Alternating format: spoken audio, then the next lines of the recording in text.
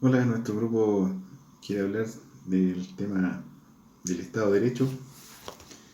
Y nosotros lo planteamos en un primer momento desde la perspectiva histórica. Esta perspectiva histórica señala que el primer dato que tenemos sobre el Estado de Derecho tiene que ver con Alemania. En Alemania se gestó el primer concepto, digamos, la primera vez que se usó la hizo Robert von Moll, y también fue inspirada un poco por Immanuel Kant y posteriormente por Jelinek, ¿cierto? George Jelinek.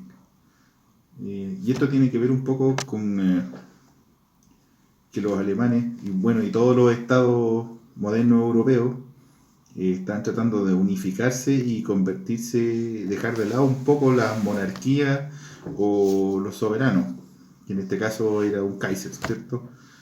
Y establecer, digamos, una nueva base, un nuevo, digamos, por decirlo así, un contrato social con el que los habitantes tuvieran una base firme con la cual poder establecer relaciones con el Estado y que el Estado a su vez no se sobrepasara. Relacionaban la ciencia política o la política con la moral. Así, por ejemplo, Robin Formol en su obra La ciencia política, según los principios básicos del Estado, es el primero que explicita esos conceptos. Plantea, dice, la autoridad dejan de ser autoridades unipersonales, sino que es el imperio del derecho al cual el Estado debe someterse. No debe solamente una persona como Luis XIV, por ejemplo, que Luis XIV el Estado soy yo y basta y más nada, ¿cierto? Aquí solamente se trata de terminar con ese concepto antiguo y reemplazarlo por uno nuevo. ¿Mm? Eh, Después nosotros visitamos en nuestro trabajo diferentes conceptos modernos, como es el concepto de la ONU, el concepto de la Comunidad Europea, y posteriormente nosotros elegimos un concepto que nos acomodaba a nosotros y que no, se nos hacía que es más simple y más fácil de entender. Me parece que es importante que el concepto de la ONU lo pueda, digamos, leer directamente y podríamos posteriormente explicarlo, ¿cierto?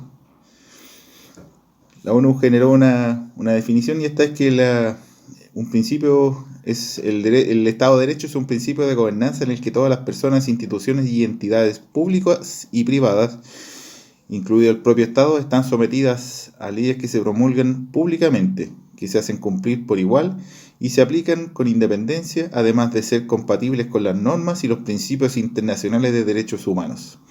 Así exige que se adopten medidas para garantizar el respeto de los principios de primacía de la ley, igualdad ante la ley, separación de poderes, participación en la adopción de decisiones, legalidad, no arbitrariedad, transparencia procesal y penal. ¿Cierto? Después viene el concepto de la Unión Europea.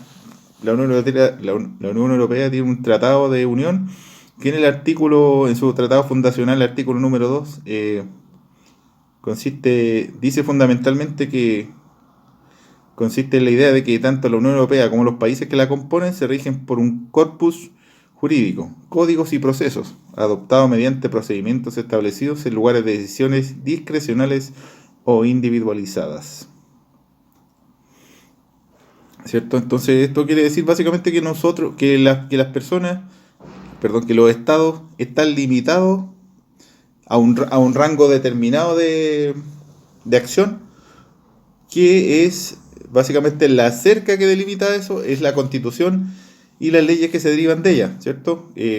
Ninguna ley que el Estado pueda generar puede salirse de ese marco jurídico constitucional. Aquí en Chile también pasa lo mismo, Aquí el poder para determinar eso, por un lado lo tiene la Contraloría General de la República y el Tribunal Constitucional, que determina cuando una ley es o no eh, inconstitucional y por lo tanto ilegal y no puede ser aprobada. ¿Mm? Y el concepto que nosotros utilizamos tiene que ver un poco también con el que hizo la ONU. Bueno, que habla de un principio de gobernanza, pero el principio de gobernanza tiene que ver con la correcta, con la eficacia y la buena orientación a la gestión pública.